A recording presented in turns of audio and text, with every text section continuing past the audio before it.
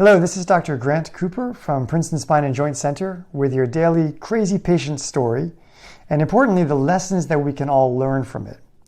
So years ago, I had a patient come to me as a new patient, and her chief complaint was back pain and buttock pain. So important to the story, she had undergone a total hip replacement at a very prestigious university from a very respected surgeon a few months prior to seeing me.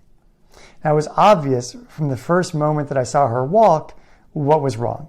The leg that had the hip replacement was a good 3 to 3.5 inches shorter than the other. I had never seen anything that looked like that. I asked her point blank right away what went wrong with the surgery and why was she so imbalanced. After all, clearly an imbalance like that could easily lead to back pain, hip pain, all sorts of other musculoskeletal problems, right? So when I asked her what had happened with the surgery, she immediately started to cry. And she said, "You see it too." I asked her what she meant by see it too, and she told me that she had gone back to her surgeon after the surgery, and she had said that she felt as though her replaced hip was shorter than the other one, and it didn't used to be like that. And per the patient, what the patient told me is that the surgeon had told her that she was mistaken, and her leg lengths were really the same, and that what she was seeing was just the muscles that were imbalanced, and she just needed to give it time for the muscles to balance. And that was a shocking story. I asked if the surgeon had measured the legs, which is really easy to do with a tape measure. She said he hadn't. So I pulled out a tape measure and I measured the two legs, which you do by measuring from two fixed bony prominences, the ASIS and the medial malleolus. That's not important for the story. And sure enough, the one leg was about 3.25 inches shorter than the other. Now, a 3.25 inch leg length difference in legs is unmistakable. I've seen thousands of patients after replacement surgeries. I'd never seen before or since a discrepancy like that. And clearly it was the reason that she had developed the back and buttock pain after the surgery. Now, three things shocked me about this story. First, that it happened in the first place was crazy. Hip replacement surgeries generally go extremely well. Sometimes there are small leg length discrepancies afterwards, but nothing like this. And in fact, in my experience, what's more common is that there was a leg length discrepancy before the surgery. After the surgery, the legs are the same length, and the person who had been so used to a discrepancy now is a little bothered as they try and get used to the legs being actually the same length, when their whole life they had been used to having the discrepancy. The second thing that was crazy about this story was that when she went back to her surgeon, that the surgeon would tell her that she was mistaken about it. In fact, that part was even more crazy to me. Muscle imbalances are common after surgeries, and like I said, you can have small leg length discrepancies after a surgery, but not like this. It was very hard to understand how the surgeon missed this. He was either concerned about getting sued, or what I think was probably the case is he just couldn't accept in his own mind that he'd screwed up so badly.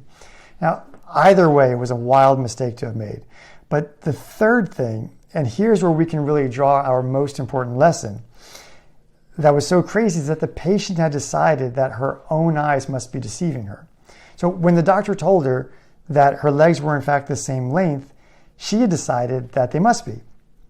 Now, don't get me wrong, you need to have a good trusting relationship with your doctor, and giving the benefit of the doubt to what your doctor is telling you is generally a good idea.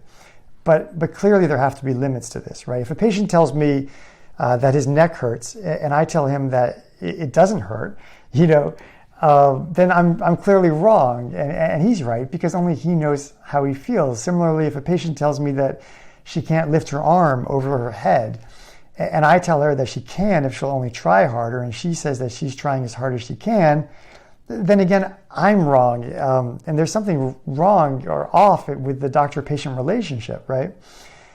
So for this lady with the legs that were so uneven, they were so uneven that when she stood on her left leg, her right leg was literally inches off the ground. But she trusted her doctor so much that when she looked in the mirror, she saw something after he told her what he told her that simply didn't exist. There's a quote that I like. I'm not sure where it comes from, but I heard it in a song. And it goes, "Don't outsmart your common sense." Right? Here's the point. If you're being told something that just doesn't fit with your own experience of your own body, then please make sure that you vocalize that to your doctor. And if it seems that your doctor isn't hearing what you're saying and or just won't take the time to listen, at some point you need to trust yourself and your instincts, and don't be afraid to get a second opinion. This lady, after all, she wasn't coming to me to ask about her leg length discrepancy. She was coming to me because of her back pain and her buttock pain. In her mind, the question of the leg length discrepancy had been settled, right? She had found out that she was mistaken, and that was that. Now, in the end, for this very nice lady, she ended up needing a revision of her hip replacement, and ultimately that's what she got. And after she got it, her back and her buttock pain went away. And when she stood up, both her feet touched the floor at the same time. So there was a good resolution to the story, and I think there are some lessons that we can all draw from it. I hope you've enjoyed this video. I hope you've learned something. If you have enjoyed it, please press like and subscribe, and please spread the word by telling a friend. And as always, if you have questions that you'd like me to answer in a future video, feel free to contact me at drcooper@princetonsjc.com, or feel free to leave a comment or a question in the comment section. Thank you very much.